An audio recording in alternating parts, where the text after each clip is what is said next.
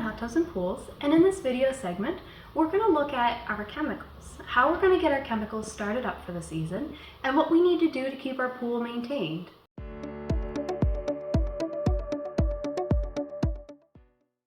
So one of the first chemicals you're going to get in your starter kit that you're going to add is your Ultra Shock. Now this is going to be your chlorine treatment for your pool, and where this is your first startup, you want to do a bit of a heavier dose just to help treat the water. So with this shock, we can add it directly to the skimmer slowly. Although this one can go into the skimmer, not all shocks can, so always be careful and read the instructions on your bottle before treating your pool. So when we go to add our shock, we're going to remove our skimmer lid and set this aside. And with our shock, we're going to pour it through the skimmer slowly, but we want to make sure that we're not facing the direction of the wind because it can be harsh on the lungs.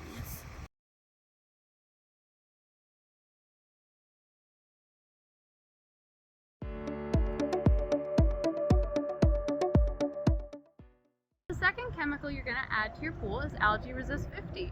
This chemical is an algicide, so it's going to be your weekly preventative for algae growth. So we're going to measure this out, and according to the chart, we're going to look and see how much we're going to add. So for this size pool, we're going to do 80 mils. So we're just going to measure this out. Once we get this pre-measured, then we're going to pour it in front of our return jet, and our return jet is going to disperse this around the pool for us.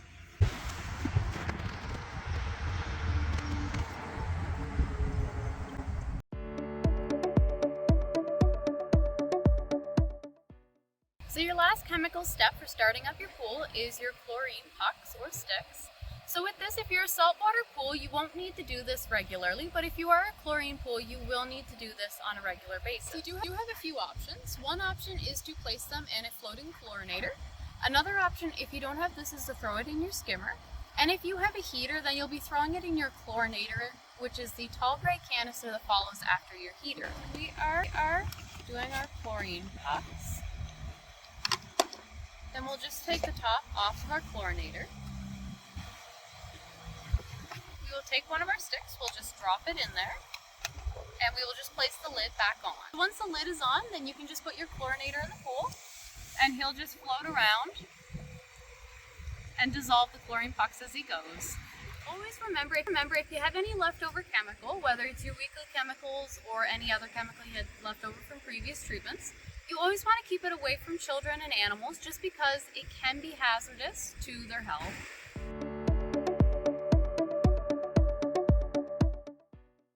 Another thing you're going to get with your kit is your test strips.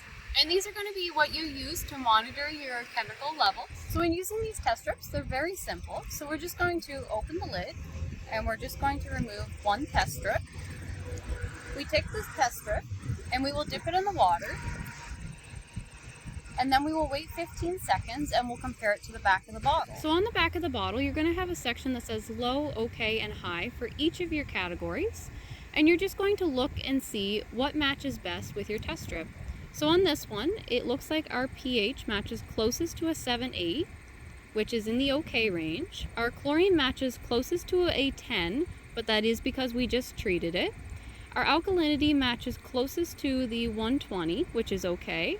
And for the stabilizer, usually these don't read completely accurate, so if you're ever in question if your stabilizer is not reading properly, then always get a water test done at our store.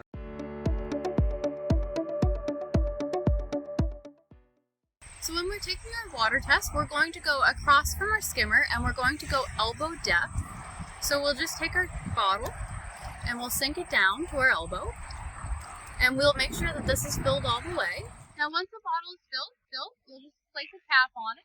So when you take your test into the store, we'll give you the step-by-step instructions, as well as we'll get you set up on what your weekly care should be, including the right amounts for your shock, algicide, and how often to do your pucks.